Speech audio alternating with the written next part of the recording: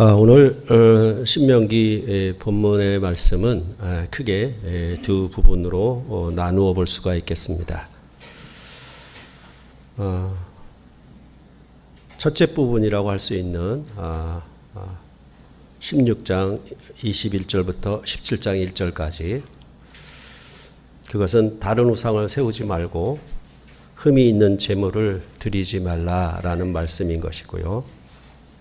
그리고 17장 2절로부터 7절은 다른 신들을 섬겨 절하거나 이롤 성신을 섬겨 절하는 자가 있으면 그에 대한 재판을 말하고 있습니다. 앞서 신명기에서 계속 말씀을 드렸던 바와 같이 이 본문은 이스라엘 백성이 지켜 행할 규례들과 법도들에 대해서 말씀을 하고 있는 가운데 있습니다. 그 이스라엘 백성이 하나님과 함께하는 삶에 대하여 크게 두 가지로 나누었는데, 그것은 12장 2절부터 16장 17절까지 경건한, 즉 예배하는 삶에 대해서 말을 했고, 그 다음에 16장 18절부터 26장 15절까지는 이제 이스라엘 백성이 언약을 따라 살아야 할 일반적인 삶에 대해서 말을 하고 있습니다. 그러면 이스라엘 백성들은 어떻게 자신의 삶을 하나님 앞에 그 언약을 따라 살 것인가에 대하여 기본적으로 이스라엘 백성이 거하는 각 성의 재판장들과 지도자들을 세워서 그들의 판결을 따라 살도록 했다라고 지난 본문에서 말씀을 했습니다. 이러한 것은 현재 우리나라에서도 역시 마찬가지죠. 사법부의 판결이 옳게 나오느냐 아니면 그르게 나오느냐에 따라서 백성의 삶은 하늘과 땅 차이가 나기 마련입니다. 그래서 지난 16장 18절로부터 20절에 말했던 것처럼 공의로 재판을 하지 않고 굽게 재판을 하게 되면 그 나라는 혼란과 무질서 그리고 부패에 빠지지 않을 수가 없게 될 것입니다. 그렇다면 이제 이스라엘 백성의 삶에 있어서 가장 중요하게 판결해야 된, 어떻게 살아야 되는 것인가 판단해야 되는 문제에 대하여 오늘 본문은 하나님을 섬기는 것에 대하여 말을 하고 있는 것입니다. 이런 것은 부부가 가정을 이루어서 두 사람 사이가 살아가는 삶 중에 가장 중요한 것이 무엇인가? 그것은 아내를 사랑하는가, 남편을 사랑하는가, 이것이 가장 중요한 문제겠죠. 그와 마찬가지로 하나님을 섬기는 것에 대해서 가장 먼저 이스라엘 백성의 삶을 이야기를 하고 있는 것입니다. 오늘 본문 16장 21절과 22절을 한번 보시겠습니다. 내 하나님 여호와를 위하여 쌓은 제단 곁에 어떤 나무로든지 아세라상을 세우지 말며 자기를 위하여 주상을 세우지 말라. 내 하나님 여호와께서 미워하시느니라. 여호와를 위하여 쌓은 제단 곁에 나무로 만든 아세라상을 세우는 것과 또한 자기를 위하여 주상을 세우는 것에 대하여 여호와 하나님이 미워하신다라고 말씀을 하고 있습니다. 이 아세라상은 나무로 만든 목상입니다. 목상인데 이것은 여신을 나타냅니다. 그리고 주상이라고 하는 것은 돌로 세운 기둥과 같은 것인데 그것은 바알 신을 가리키는 것이고, 이것은 남자의 상을 가지고 말하고 있다라고 보시면 되겠습니다. 그래서 이스라엘 백성이 하나님 앞에 아주 극악하게 하나님의 가장 미워하시는 분노를 나타냈을 때가 뭐였냐면, 열왕기 상에 보면 아합 왕 때 그 왕비 이세벨로 인하여 바알과 아세라를 섬기는 나라가 되었을 때 하나님은 가장 극도의 분노함을 나타냈다. 그래서 이스라엘의 이전의 모든 왕들보다 이 아합 왕은 하나님의 심한 분노를 샀다라고 그렇게 말을 했던 것입니다. 이러한 것은 우리가 생각해 본다면 여호와 하나님과 맺은 언약 가운데 제1계명을 범하는 것이 되겠습니다. 그래서 신명기 5장 8절로부터 9절에 보면 나 외에는 다른 신들을 내게 두지 말지니라. 너는 자기를 위하여 새긴 우상을 만들지 말고 위로 하늘에 있는 것이나 아래로 땅에 있는 것이나 땅 및 물속에 있는 것에 어떤 형상도 만들지 말며 그것들에게 절하지 말며 그것들을 섬기지 말라라고 말씀을 하였던 것입니다. 이에 대해 지키지 않았을 경우에는 하나님은 자신을 질투하는 하나님이라고 말씀하시며 나를 미워하는 자의 죄를 갚되 3, 4대까지 이르게 하거니와 라고 말을 하고 또한 나를 사랑하고 내 계명을 지키는 자에게는 1000대까지 은혜를 베푼다라고 신명기 5장 9절로부터 10절에 말씀을 하였던 것입니다.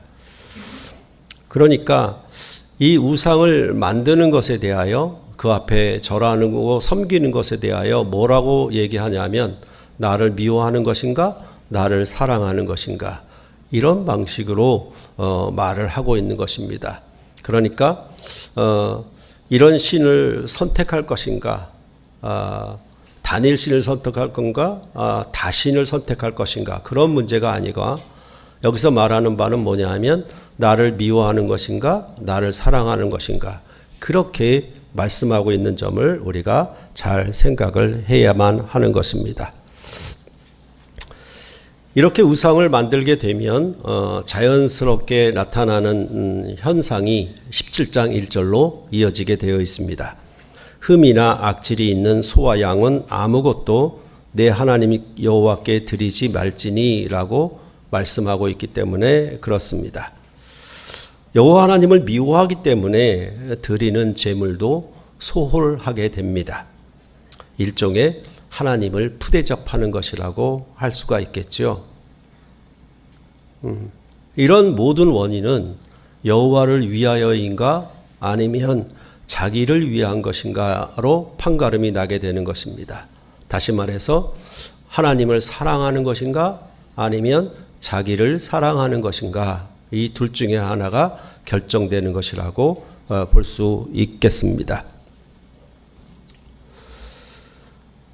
그리고 이제 17장 2절로부터 7절의 두 번째 부분은 성 중에 어떤 남자나 여자가 여호와 하나님 목전에 악을 행하여 그 언약을 어기고 가서 다른 신들을 섬겨 그것에게 절하며 여호와 하나님이 명령하지 아니한 일월 성신에게 절하는 경우를 말하고 있습니다. 그러니까 이 다른 신들을 섬기는 경우 그 다음에 일월 성신을 섬기는 거니까 해와 달과 별 그런 것들을 섬기는 것이 되겠죠. 대표적으로 정초에 강릉 같은 곳에 가서 해돋이 보려고 하는 사람들이 전부 해를 섬기는 사람들이겠죠. 이렇게 이런 남자나 여자가 다른 신을 섬기는 것이 알려지면 자세히 조사하도록 했고 그 일과 말이 확실한지 그 여부를 조사하라고 말씀하고 있는 것입니다. 만일 그것이 확실해서 이스라엘 중에 가증한 일을 행함이 있다라고 하면 그런 악을 행한 남자나 여자를 성에서 끌어내고 그 남자와 여자를 돌로 쳐 죽이라고 하였던 것입니다. 그렇다고 이것을 무작정 발견하자마자 처단해서는 안 된다라고 말씀하고 있는데 2사람이나 3사람이 증인이 있어야 한다라고 얘기하고 한 사람만의 증언으로는 죽이지 말라고 말씀을 하고 있는 것입니다. 그리고 죽일 때는 증인이 먼저 그 사람에게 손을 댄 후에 뭇 백성이 손을 대도록 그렇게 했습니다. 그러니까 이런 것은 예전에 뭐 공산 정권이 가졌던 인민재판 비슷하게 그렇게 되어 있습니다. 이 증인이 먼저 손을 갖다 대는 것은 그가 이 모든 일에 대하여, 이 재판에 대하여 1차적으로 책임을 진다라는 뜻이 담겨 있습니다. 이렇게 해서 이스라엘 백성은 이스라엘 백성 중에 악을 제거하는 방식으로 되어 있는 것입니다. 이것에 대해서 너무 과도한 판결이 아니냐라고 생각하시겠지만은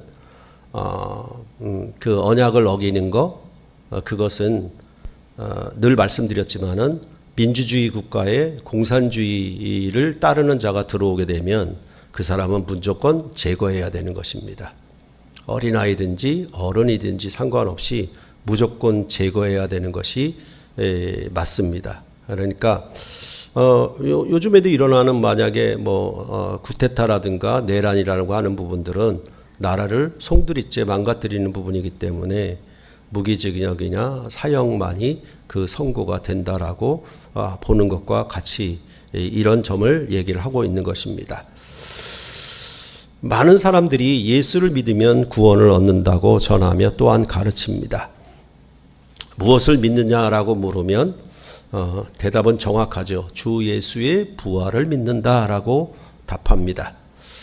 또한 예수님이 죄인인 우리를 위하여 십자가에 흘리신 보혈의 피를 믿는다라고 말하기도 합니다. 이러한 예수의 고난과 죽음과 부활의 가르침을 우리가 믿고 따른다라고 하면 그것을 믿는다면 그러면 예수님은 우리에게 무엇을 요구하는가, 자기 백성에게 무엇을 요구하는 것인가에 대하여 생각을 해보는 것이 좋겠습니다. 저는 요한복음에서 부활하신 주님이 제자들을 세 번째 찾아오셨을 때 조반을 먹은 후에 하신 말씀이 오늘 본문과 관련해서 가장 중요하다라고 생각을 합니다. 요한복음 21장 15절에 보면 그들이 조반 먹은 후에 예수께서 시몬 베드로에게 이르시되 요한의 아들 시몬아 내가 이 사람들보다 나를 더 사랑하느냐라고 물으셨습니다. 여기서 조반 먹은 후를 말하는 것은 이미 믿음으로 언약을 체결한 후가 되겠습니다. 마치 결혼식을 언약 체결식을 마치고 이제 피로연을 하는 그런 상황과 비슷하게 생각을 하시면 될 것입니다. 그렇다라고 하면 이제 언약을 맺었으니 결혼식을 했으니 그러면 어떻게 살아가는 것이 쌍방에게 중요할 것인가? 쌍방은 무엇을 요구할 것인가에 대하여 말씀한다라고 보면 되겠습니다. 분명히 나를 더 사랑하느냐라고 물으신 것은 분명히 질투가 섞인 물음이라고 생각할 수 있겠습니다. 그런데 여기서는 아세라상이나 주상과 같은 우상을 여호와의 제단 곁에 세우는 문제, 즉 오늘 신명기의 말씀과 같은 얘기는 나오지 않고 있습니다. 또한 그 앞에 절하는 문제도 나오지 않았습니다. 1월 성신을 숭배하는 문제에 대해서도 말씀하지 않고 오직 이 사람들보다 나를 더 사랑하느냐 3번 물으신 것입니다. 그러니까 이것은 여호와를 위한 제단 곁에 목상으로 나무로 만든 여신을 세우는 것, 그런 문제도 전혀 말하지 않고 있다는 점을 우리가 주목할 필요가 있겠습니다. 예수님의 질문에 대한 베드로의 대답은 주님 그러하나이다. 내가 주님을 사랑하는 줄 주께서 아시나이다 라고 대답한 것이었습니다. 그러면 베드로가 주님을 사랑하면 어떻게 사는 것인가에 대하여 그것은 예수님께서 곧바로 이어지는 말씀으로 알 수가 있습니다. 내 어린 양을 먹이라 라는 것이었습니까? 그러니까 주님을 사랑한다, 그 사랑한다는 것을 우리가 실체적으로 겉으로 보이게 구체적인 행위로 나타낼 수 있는 것은 무엇이냐? 내 어린 양을 먹이라는 것에서 드러낼 수가 있다라는 것입니다. 그냥 마음으로만 뜨겁게 마음으로만 더 절절하게 사랑한다는 것이 아니라 그 사랑한다라고 하는 것은 내 어린 양을 먹이는 것에서 주님을 이 사람들보다 더 사랑함을 나타낼 수 있다라고 말씀을 하고 있는 것입니다. 예수님의 물음과 베드로의 대답 그리고 예수님의 명령이 연속해서 3번 이어지는 것은 이것은 결혼식 때 신랑 신부가 서약하는 그 사랑을 맹세하는 그 부분이 아니라고 말씀을 드려서 요한복음을 강론할 때 이전에 그렇게 말씀했던 것을 그렇게 교회 앞에 전하했던 것을 교정해 가지고 말씀을 드린 기억이 납니다. 베드로의 3번의 사랑의 맹세는 이제 오직 부활하신 주님에게만 헌신하고 충성한다라는 뜻이 3번의 서원, 서약식으로 나와 있는 것입니다.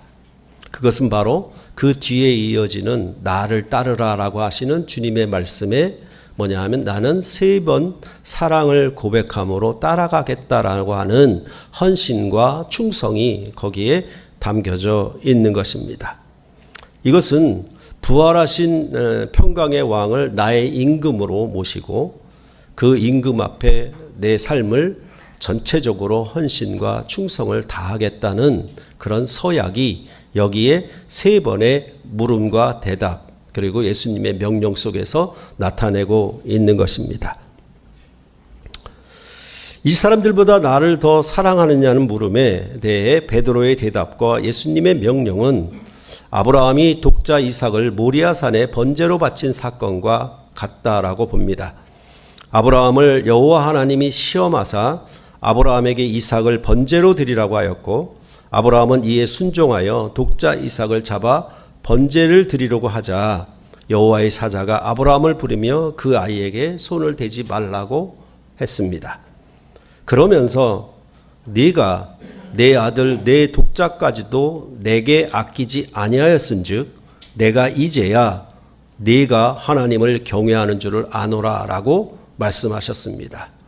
그러니까 아브라함의 일생 일대기에서 창세기가 전하는 바로는 이제 아이를 생산할 수 없는 몸에서 아이를 독자 이삭을 약속하셨고 상속자로 주겠다고 예언하셨는데 그것이 성취가 되어서 독자 이삭을 낳았는데 그 독자 이삭을 번제로 드리라고 할 때 그것을 시험한다라고 하는 것은 뭐냐 하면 너는 나에게 헌신과 충성을 맹세하겠느냐라는 뜻이 거기에 담겨져 있는 것입니다.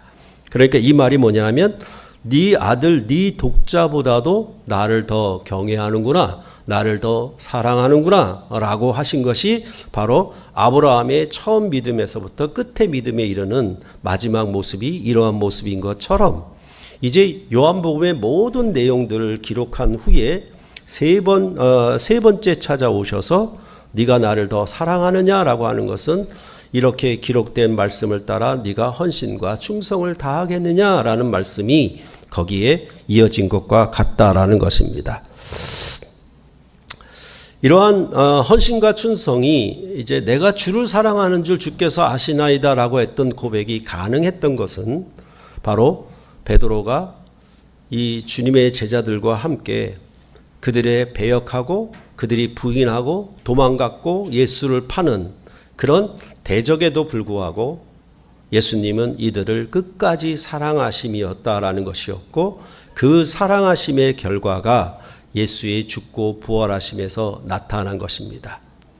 그러니까 이것은 어떤 사건과 표적이 일어났다라는 것은 분명히 맞되 그런 역사적 사실을 믿되 그것을 움직인 동인이 무엇냐, 그 움직인 근본 원칙이 뭐냐라고 얘기할 때 뭐냐 하면 하나님이 자기 사람들을 끝까지 사랑하심의 결과 그것을 드러낸 것이 뭐냐 하면 예수님의 십자가의 부활이었다라고 성경은 말을 하고 있는 것이고 이 베드로는 예수님의 죽고 부활하심 안에서 예수님이 자기를 사랑하심을 그들을 사랑하심을 알았던 것입니다.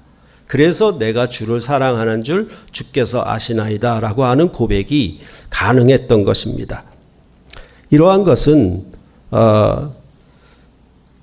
예수님께서 하나님 아버지를 순종해서 아버지의 뜻을 이루기 위하여 아버지를 사랑함으로 그는 선한 목자로 이 땅에 오셔서 자기 양들을 위하여 자기 목숨을 버리는 사랑의 목자인 것을 말씀했고, 그 사랑의 목자, 자기 양을 위하여 목숨을 버리는 그 선한 목자됨을 이 베드로는 알았던 것입니다. 이제 보았던 것이죠.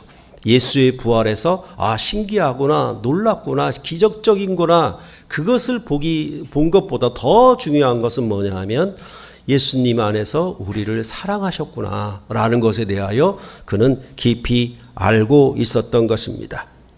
그러므로 이제 내가 주를 사랑하는 줄 주께서 아시나이다 라고 고백할 수 있었던 것은 바로 하나님의 사랑을 알았고 그 사랑을 받고 그 사랑 안에서 그분께 헌신과 충성을 이처럼 맹세할 수 있었다라고 요한복음은 말해주고 있는 것입니다.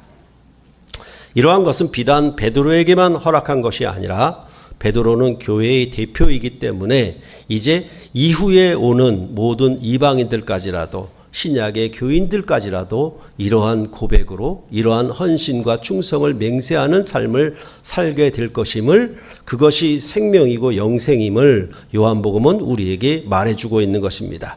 즉 이방인이었고 죄와 사망의 종으로 흑암의 권세에 갇혀 있었던 여러분과 저에게도 은혜와 긍휼과 사랑을 베푸셔서 우리의 눈을 뜨게 하사 이 새 일, 즉 선한 목자가 양들을 위하여 자기 목숨을 버리는 사랑을 알게 하신 것입니다. 유대인도 헬라인도 이 새로운 왕을 알지 못하여 십자가에 못을 박아 죽여버렸는데, 여러분과 저는 이 선한 목자의 음성을 듣게 하셨고 알게 하사 그의 음성을 듣고 그를 따르게 하신 것이라, 이렇게 성경은 말해주고 있는 것입니다. 그리하여 베드로는 내 어린 양을 먹이라, 내 양을 치라, 내 양을 먹이라는 주님의 명령에 동행하여서, 베드로는 예수님이 말씀하신 것처럼 네가 젊어서는 스스로 띠띠고 네가 원하는 곳으로 다녔거니와 이제 늙어서는 네 팔을 벌리리니 남이 내게 띠띠우고 네가 원하지 않은 곳으로 데려가리라 라고 예언을 하셨습니다. 베드로는 젊을 때처럼 자기를 위하여 자기가 원하는 대로 띠띠고 다녔지만은 이제 늙어서는 주님을 위하여 주님을 따라가는 헌신과 충성을 다할 것이라고 예언을 하는 것입니다.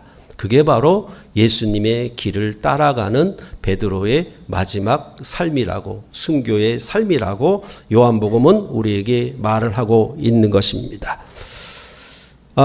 이렇게 항상 모든 문제는 이런 문제가 걸려 있죠. 앞서 말씀드린 것처럼 하나님을 사랑할 것이냐, 자기를 사랑할 것이냐, 이것 문제가 항상 걸려 있는 것입니다.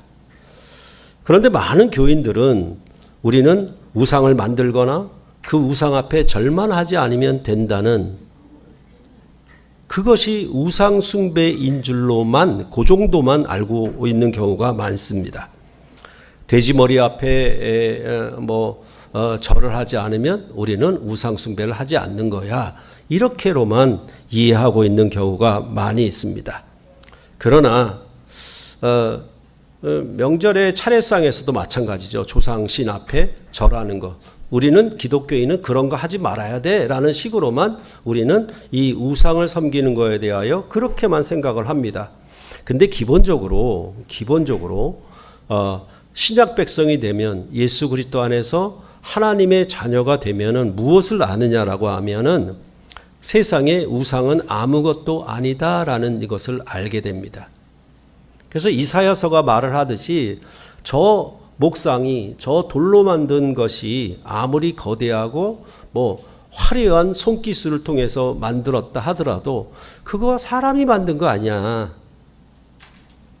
사람이 자기가 만들어 놓고 자기가 거기에다 절하는 게 얼마나 어리석으냐, 이렇게 말하는 것과 같지요. 그래서 예수 그리스도 안에서 우리는 참 하나님을 알게 되었을 때 이 우상은 세상에 아무것도 아니다, 아무 쓸모가 없다라는 것을 금방 알게 됩니다.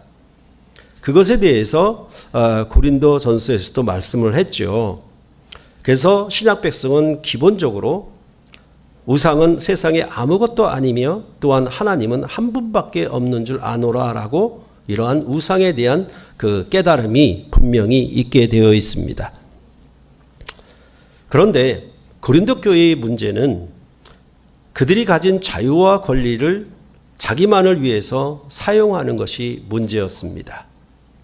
우상의 제물을 먹는데 이것을 먹을 것인가 말 것인가에 대하여 어떤 판단이 있었냐면 이 우상의 제물을 먹어도 내 구원에는 아무런 영향이 없다고, 그리고 나는 그것을 스스로 택하고 먹을 자유와 권리가 있다라고 먹은 것입니다. 그랬을 때 그 하나님을 사랑함에 대하여 고린도서는 너희가 먹든지 마시든지 무엇을 하든지 다 하나님의 영광을 위하여 하라라고 고린도전서 10장 31절에 말을 했습니다. 이게 뭐냐 하면 먹든지 마시든지 다 하나님의 영광을 위하여 하라. 그 말은 뭡니까? 오직 하나님만 사랑하라라는 얘기가 되는 것입니다.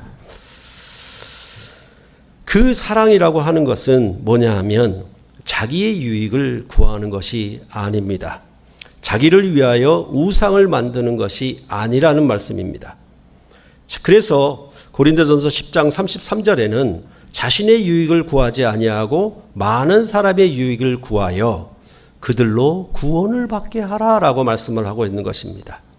그러니까 자신의 유익을 구하지 않고 많은 사람의 유익을 구하여 그들로 구원을 받게 하는 것, 이 말을 바꿔 얘기하면 이 사람들보다 나를 더 사랑하느냐? 그리하면 내 어린 양을 먹이라는 말씀과 이 말씀은 동일한 말씀인 것입니다. 나를 위하느냐, 자기를 위하느냐, 아니면 주님을 사랑하느냐, 이 사람들보다 더 사랑하느냐라고 하면은 그 사랑하는 결과가 뭐냐 하면 많은 사람의 유익을 구하여 그들로 하여금 구원을 얻게 하는 그런 걸로 나타난다라고 고린도전서도 똑같이 말을 하고 있는 것입니다. 성경이 창세기로부터 요한계시록 같이 끊임없이 지적하는 것은 극도의 이기주의입니다. 그것이 죄라고 엄하게 추궁하고 있는 것입니다. 그렇기 때문에 사랑의 반대는 자기 자랑이요 교만이 되는 것입니다. 자기를 위하여 주상을 세우는 문제라고 말씀을 하고 있는 것입니다. 그런데 신약의 교회에는 버젓이 여호와의 제단 곁에 목상이든 돌로 만든 우상이든 눈에 보이게 세우지는 않습니다. 그게 구약의 신명기에서 말씀하는 우상 숭배와 신약에서 말하는 우상 숭배가 차이가 나는 점입니다. 그 점에 대하여 우리가 유다서를 보게 되면 교회 안에 가만히 들어온 사람 몇이 있다라고 말씀을 하고 있는 데서 알 수가 있습니다. 이들은 대표적으로 한마디로 얘기하면 경건하지 아니한 사람들입니다. 즉 하나님을 섬기는 사람들이 아닌 것입니다. 그런 사람들에 대하여 뭐라고 얘기하냐면 이 사람들의 경건하지 아니하면 어떤 방식으로 나타나냐면 하나님의 은혜를 도리어 방탕으로 바꾸어 버린다라고 말씀을 하고 있는 것입니다. 그리하여서 홀로 하나이신 주제 곧 우리 주 예수 그리스도를 부인하는 자들이다라고 말을 하고 있는 것입니다. 그러니까 아예 옆에다 이렇게 목상을 만들어 놓고 아니면 돌로 세운 기둥을 만들어 놓고 그렇게 자기를 위하여 만들었으면 되겠는데 이거는 가만히 들어왔다라고 얘기를 하고 있는 것입니다. 신약의 우상은 가장 무서운 문제가 뭐냐 하면 교묘하게 천사처럼 가장하여 들어온다라는 것입니다. 그래서 이게 진짜인지 가짜인지 알지 못하도록 들어온다라는 점이에요. 그 점을 우리가 꼭 기억을 해야 할 것입니다. 그런데 유다서가 지적하는 문제는 더 심각한 것인데 그것은 바로 이러한 사람들이 매우 깊숙하게 교회 안에 들어와 있다라는 사실입니다. 산상수훈에서 나더러 주여 주여 하는 자들처럼 그렇게 행세를 하고 있다라는 뜻이 되겠지요. 심지어 교회 안에 대단히 주요한 직분까지 차지하고 있다라고 말하고 있습니다. 그래서 유다서가 말하듯이 그들은 거리낌이 없이 애찬의 암초처럼 성찬상에 참여하여 함께 주님이 주신 생명의 떡을 먹기까지 하는 것입니다. 마치 가룟 유다가 최후의 만찬에서 주님의 떡을 먹은 것과 같은 현상을 보이는 것입니다. 사실 우리나라에서 요즘 떠드는 정광훈이라든가 통일교라든가 신천지라든가 그것은 사실 너무 알기 쉬워요. 그래서 마치 아세라상을 만들고 주상을 만들어서 섬기는 것처럼 눈에 확실히 보입니다. 그러니까 그런 자들은 사실은 게임에도 안 되는 거예요. 신약 성경에는 그런 부분들을 중요하게 다루지를 않아요. 중요한 문제는 뭐냐면 가만히 위장하고 교묘하게 들어온 문제들이에요. 그게 가장 위험한 문제인 것입니다. 비록 이러한 자들 때문에 지금도 한국의 기독교가 도매급으로 조롱을 당하고 있는 것이 안타깝지만은 이들은 우리가 너무나 분별하기 쉽고 알 수가 있는 문제들이어서, 그리고 마지막 때가 되면 이런 자들은 더 거세게, 더 악랄하게 자기를 위하는 방식으로 온 세상에 기독교의 대적자로, 적 그리스도로 나타나게 될 것임을 이미 성경은 예언하고 있기 때문에 이것에 대해서 그리스도인들은 이거 어떡할까, 그렇게 할 필요가 없어요. 이거 당연한 현상이에요. 그런데 문제는 교회 안에 가만히 들어와 자신들의 권리와 자유를 주장하며 어린 양을 먹이는 헌신과 충성에는 가까이 하지 않는 것입니다. 그리고 이 사람들은 원망하는 자며 불만을 토하는 자며 그 정욕대로 행하는 자라, 그 입으로 자랑하는 말을 하며 이익을 위하여 아첨하는 자들이라고 유다서 16절은 말해주고 있습니다. 이런 자들에 대해서는 우리 주 예수 그리스도의 사도들이 미리 경고했다라고 합니다. 그들이 너희에게 말하기를 마지막 때에 자기에게 경건하지 않은 정욕대로 행하며 조롱하는 자들이 있으리라고 유다서 18절은 이미 사도들이 경고한 것이다 라고 말해주고 있습니다. 그러니까 현재 우리나라에서 일어나고 있는 이런 재반 문제들에 대하여 기독교가 한 쌈에 넘어가는 것 때문에 안타까워서 그렇지, 저런 자들은 앞으로도 더 많이 나올 것임을 여러분들은 이미 알고 있어야 하는 문제들인 것입니다. 이 사람들은 한마디로 육에 속한 자요 성령이 없어 분열을 일으키는 자다라고 유다서는 말해주고 있습니다. 그럼 이런 자들에 대하여 교회가 자신을 지키는 가장 유일한 방편은 무엇인가라는 점입니다. 그것은 성령 안에서 경건함과 기도라라고 말을 해주고 있는 것입니다. 그리고 이러한 자들에 대해서 교회가 가지고 있는 그 대하는 자세는 우리가 그들을 긍휼로 보는 것입니다. 불쌍히 여기는 것입니다. 유다서는 뭐라고 그러냐면 그들은 마지막에 불실판을 당할 것이니까 얼마나 불쌍하냐 이렇게 보라는 것입니다. 세상에 없었던 이제 마지막 종말의 심판을 당할 자들이 저렇게 날뛰고 있으니 얼마나 불쌍합니까? 그렇죠? 그러니까 그것에 대해서 맞대항하는 것이 아니라 긍휼로 여기라고 말씀을 하고 있는 것입니다. 그러할 때 이러한 일들은 사실은 뭐냐 하면 교회가 이제 재판장과 지도자들을 두듯이 지난 시간에도 말씀드렸지만 교회는 헌법과 정치를 통해서 치리하고 다스린다라고 말씀을 드렸습니다.